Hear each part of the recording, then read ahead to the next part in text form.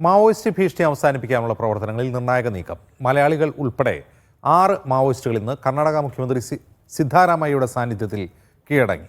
വയനാട് മക്കിമല സ്വദേശി ജിഷ ഉൾപ്പെടെ 6 പേരാണ് സായുധ പോരാട്ടം നിർത്തി മുഖ്യധാരയിലേക്ക് കടന്നുവരുന്നത്. കർണാടക സർക്കാർ സിറ്റിസൺ ഇനിഷ്യേറ്റീവ് ഫോർ പീസ് എന്ന സംഘടനയുടെ മധ്യസ്ഥതയിൽ നടത്തിയ നീക്കമാണ് വിജയം കണ്ടത്.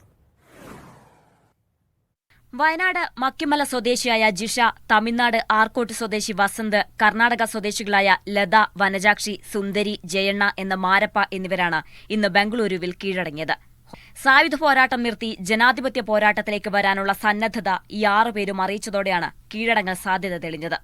ജനങ്ങൾക്ക് വേണ്ടി ഞാനൊരു പോരാട്ടം തുടർന്നുകൊണ്ടിരുന്നു. ഇപ്പോൾ അത് വേണ്ടെന്ന് വെച്ച് തിരിച്ചു വരാൻ ഞാൻ ആഗ്രഹിക്കുന്നുണ്ട്.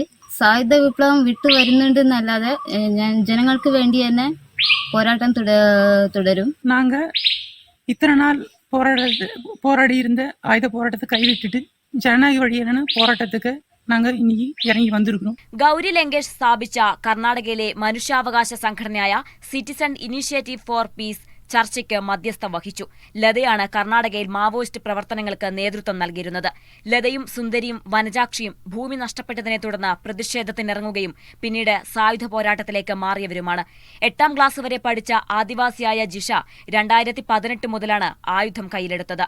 ബിടെക്കുകാരനായ വസന്തും ബിരുദ വിദ്യാഭ്യാസം നേടിയ മാരപ്പയും വിദ്യാഭ്യാസകാലത്താണ് മാവോയിസ്റ്റ് ആശയങ്ങളിലേക്ക് ആകൃഷ്ടരായത്. കർണാടക കേരള അതിർത്തിയിലെ മാവോയിസ്റ്റ് ഭീഷണി അവസാനിപ്പിക്കുന്നതിൽ നിർണായക നീക്കമായാണ് മാവോയിസ്റ്റുകളുടെ കീഴടങ്ങലിനെ കർണാടക സർക്കാർ കാണുന്നത്.